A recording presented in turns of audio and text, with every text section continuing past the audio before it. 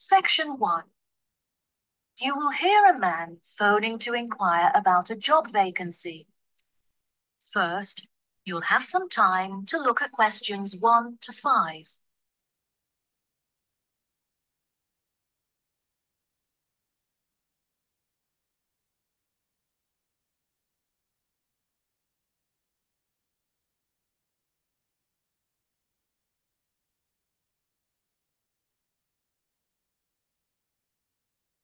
You will see there is an example that has been done for you. On this occasion only, the conversation relating to this will be played first. Good afternoon, Palm Resort. Good afternoon. I am ringing about the job I understand you have vacant. Oh, yes.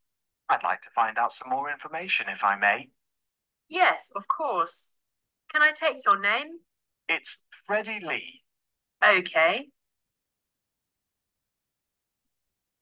The man's name is Freddie Lee, so Freddie Lee has been written in the space. Now we shall begin. You should answer the questions as you listen, because you will not hear the recording a second time. Listen carefully and answer questions 1 to 5. Good afternoon, Palm Resort. Good afternoon. I am ringing about the job I understand you have vacant. Oh, yes. I'd like to find out some more information, if I may. Yes, of course. Can I take your name? It's Freddie Lee. Okay, Freddie. What would you like to know? First of all, I'd like to know where your resort is located. It's near the city centre on Jamieson Island. That's Jamieson.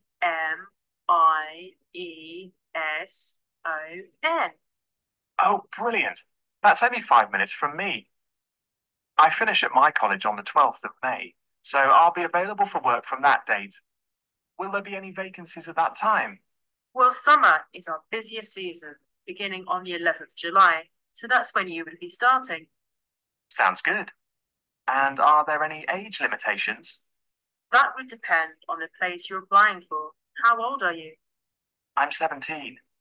Well, we require our bartenders to be 18 or older, which means you would be working as a waiter. There are 4 vacancies. There were originally 6. However, we have since filled 2 of these. Okay, great. Could I ask about the pay? We're offering £5.52 an hour. That's very good. My last job was £4.45 an hour. And can I also ask about what qualities you're looking for? Like any particular skills or experience? We don't normally require applicants to have any past experience. However, during the summer season, we have weekly shows in which our waiters are asked to perform. Routines are very simple, so no dancing skills are needed. However, you will need to be able to sing. I have never sung professionally, but I'm keen on it and have been told that I'm talented, so I think this will be a good fit. Are there any other duties that I'd be responsible for? As a waiter, you'll have a few different duties.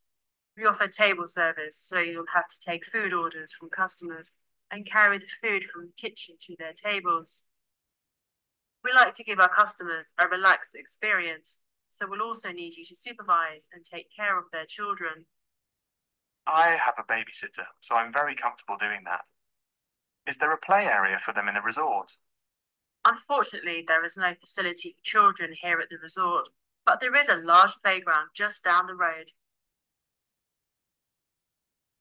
Before you hear the rest of the conversation, you have some time to look at questions 6 to 10.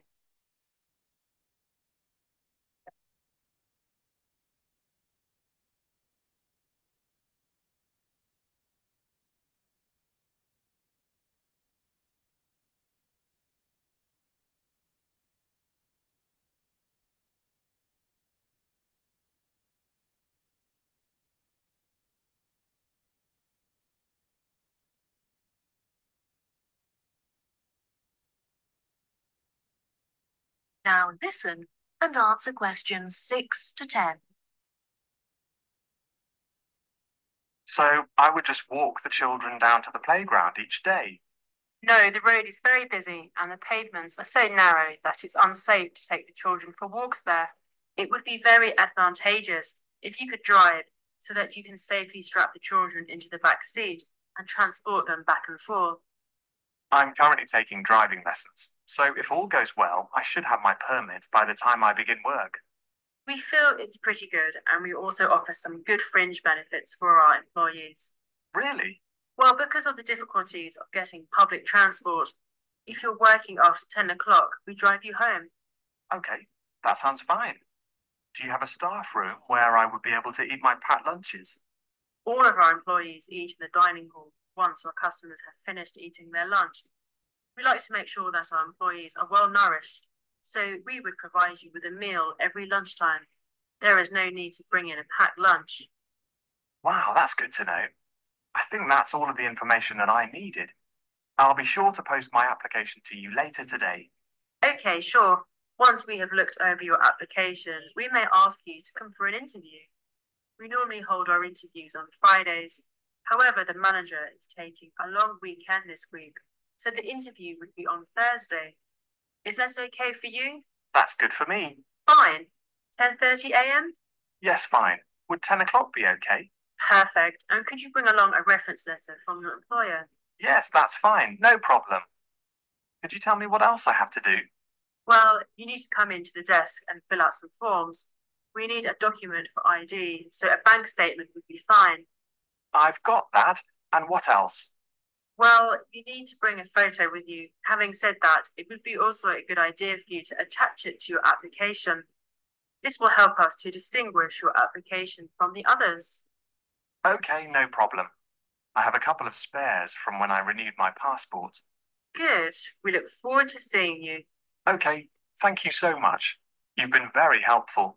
No problem. Goodbye. That is the end of section 1. You now have half a minute to check your answers.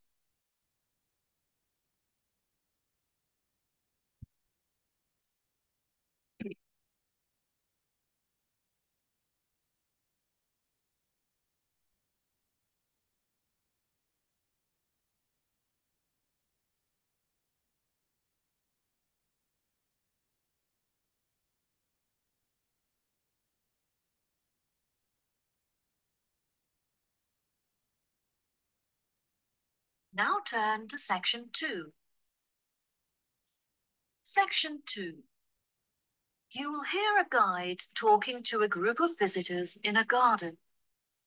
First, you'll have some time to look at questions 11 to 14.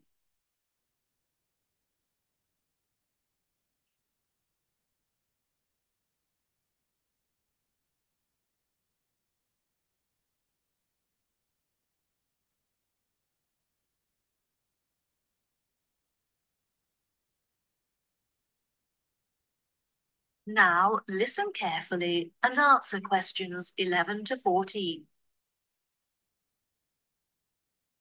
Hello, welcome to Pine Garden. My name is Manuel, and I'd like to tell you a few things about our establishment before you all wander off and begin your exploration of the grounds. I know you're keen to begin, so I'll try to keep this short. First of all, I'd like to explain what you can do with your ticket. If you want to be closer to nature, you could visit our planting area. In that area, visitors can plant small flowers and bulbs that will grow and become part of the garden. The planting activity is completely free. However, if you have sensitive hands, you'll need to purchase garden gloves to protect your skin. Here at Pine Garden, we sell a number of wooden goods carved from trees that have been felled in our very own pine forest. If you feel like getting involved and having a go yourself, you can join one of our bush timbering lessons free of charge, where you'll be able to make your own keyring under the supervision of a skilled craftsman. The most popular attraction in the garden is our aviary, where you can observe a whole range of bird species. Entry to this section is free, but you have to pay a small supplement in order to enter the hummingbird section. Also, the insect hut not far from it may arouse your interest. There you can find some interesting insects such as butterflies, pocket ladybugs, dragonflies, and so on. And there's no extra charge for that. Unfortunately, there are some areas that are temporarily off limits to visitors today. For example, the gift shop that closed earlier this year and won't be open for another month or so. As I mentioned before, however, you're free to visit our restaurant for food and snacks, and if you're looking to purchase a gift, why not buy that special someone a potted bush or orchid from our plant care centre? And our new treetop cafe is under construction, which will be very impressive when it's finished. In fact, the model town's already opened ahead of schedule, and it's attracting a lot of people. Now, our tourist office is normally available to provide tourists with a variety of help. However, the officer is sick at home today.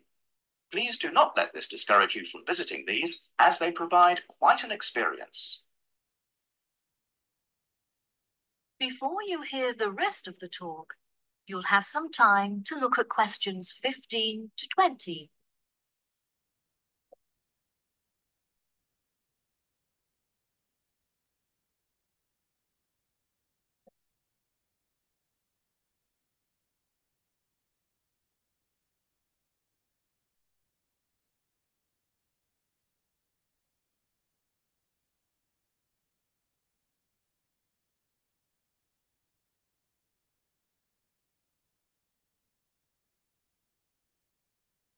Now listen and answer questions 15 to 20.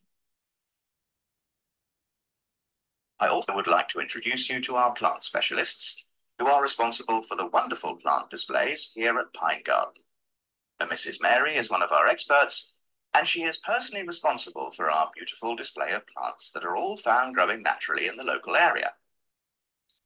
Mr. Burson has the difficult task of growing varieties of plants that are suited to much drier and hotter climates than ours, which means we do not have to store water on site.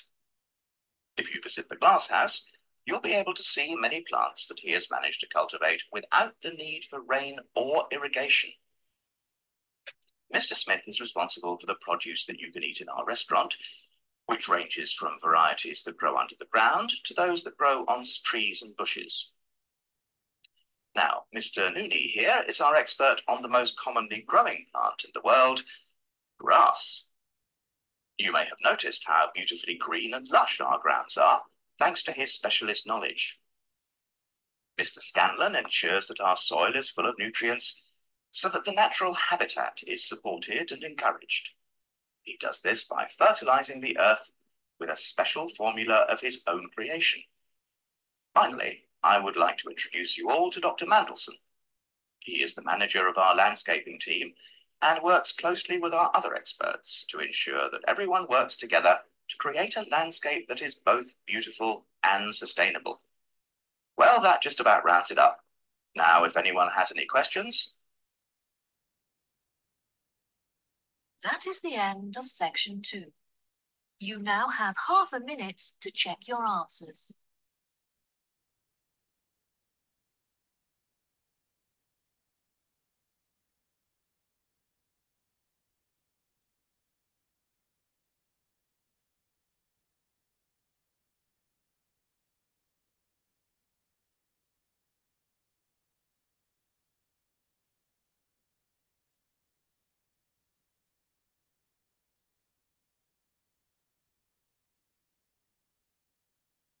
Now turn to section 3. Section 3. You will hear Sally and Mike, 2 students, and their professor talking about their classwork. First, you have some time to look at questions 21 to 26.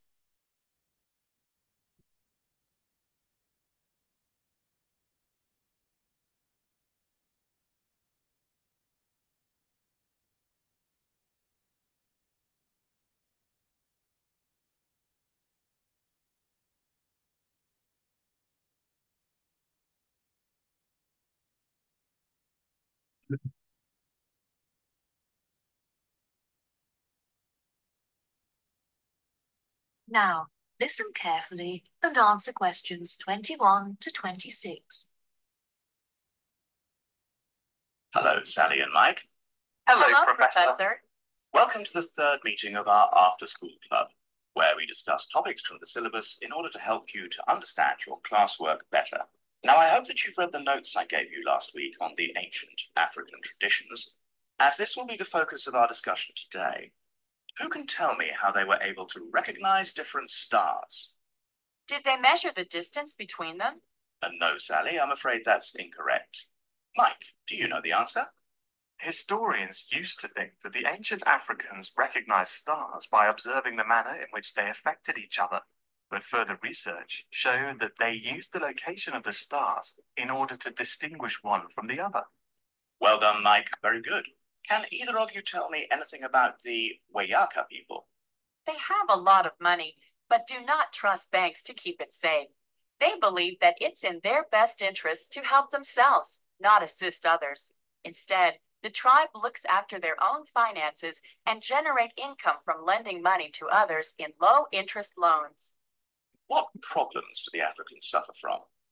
They used to suffer greatly from drought. However, they have now developed clever ways of overcoming it by moving to higher land. There are, however, far more predators in these mountainous areas, so it is vital that the Africans learn how to protect themselves in this new environment. Yes, that's right. Also, compared to more developed countries, the Africans are less concerned with their international status, which I find interesting. Very good. What else are the local people concerned with? Unlike other, poorer tribes, they have plenty of nourishing food, and they are able to afford vaccines that prevent them from catching diseases. They historically lived in the west of Africa, although later they were chased off their land by other tribes competing for food and water. It is their hope that they will eventually be able to return to their original homeland. Why has the financial condition of the African people deteriorated?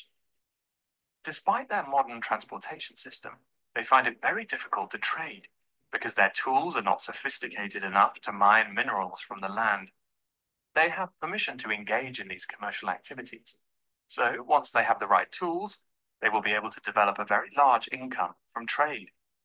Do you think that this new income will stop Africans suffering from starvation in the near future? Unfortunately, I don't think so. They should be able to start trading next year, but they will only have enough income to start growing sufficient food and crops to support the local people in the long-term future. Yes, that's correct. Before you hear the rest of the conversation, you have some time to look at questions 27 to 30.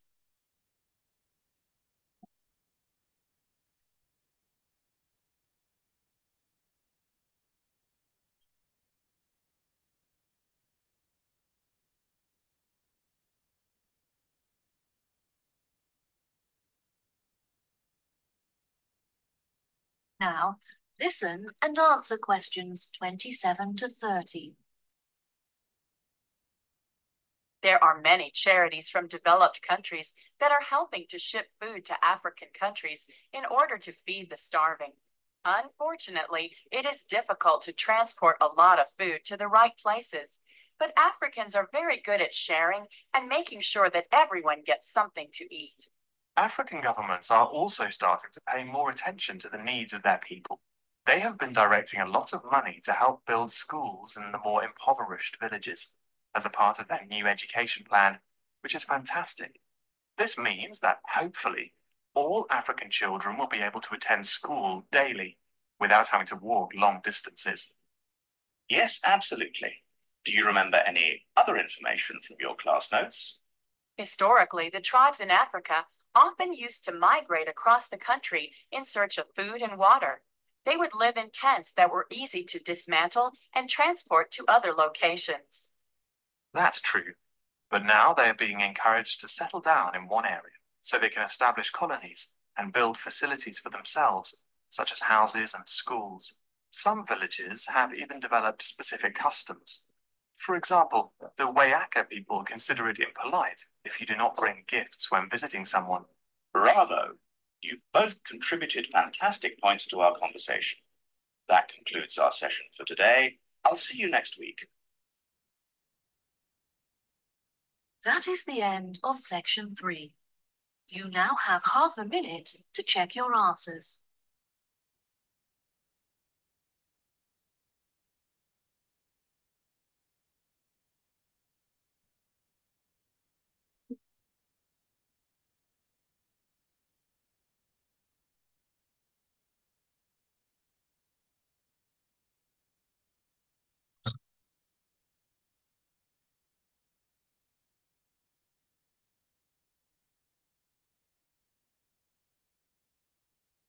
Now turn to section 4. Section 4. You will hear a talk on the research of the sensory systems of different species. First, you have some time to look at questions 31 to 40.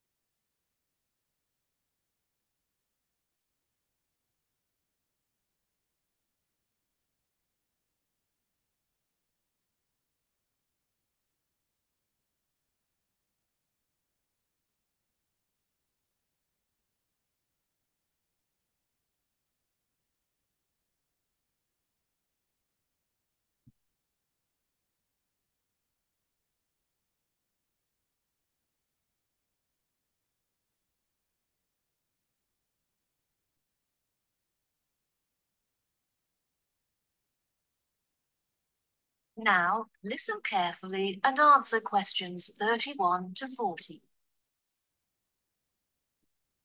Good day, ladies and gentlemen. Welcome to the second lecture in our series on animal senses.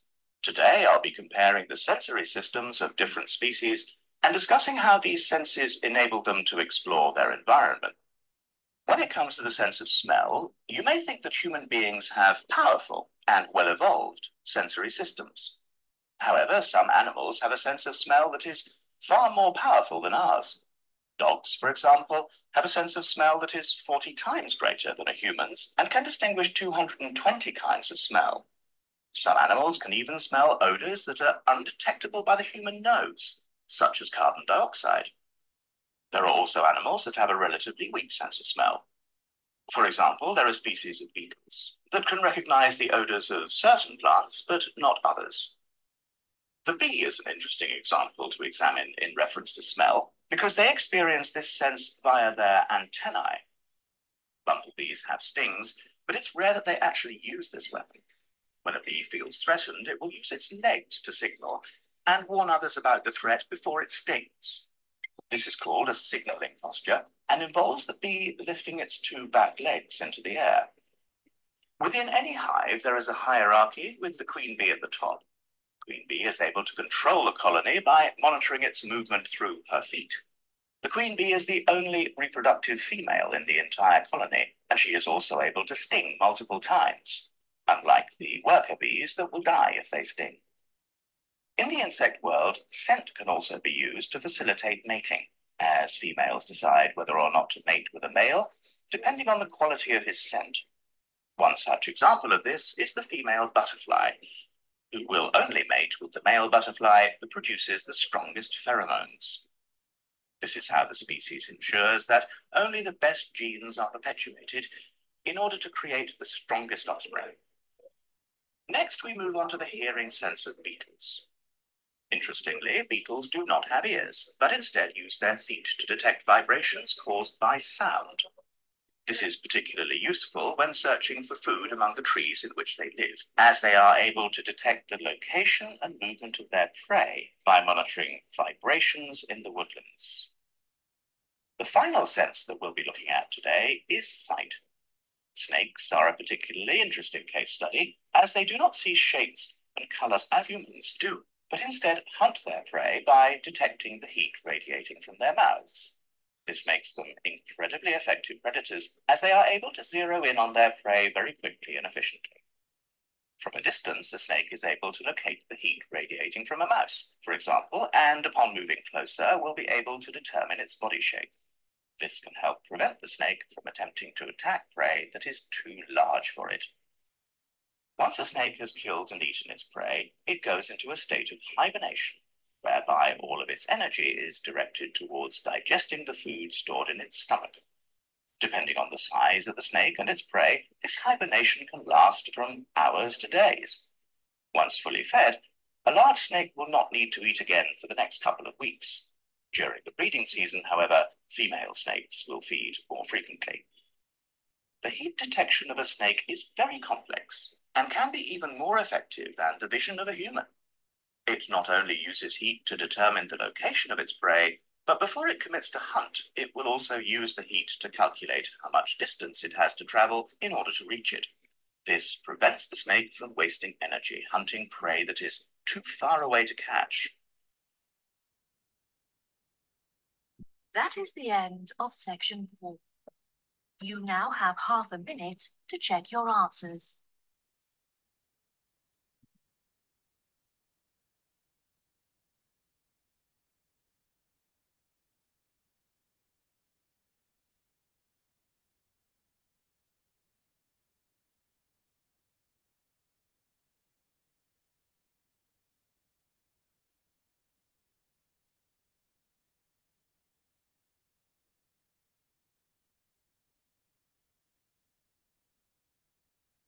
That is the end of the listening test. In the IELTS test, you will now have 10 minutes to transfer your answers to the answer sheet.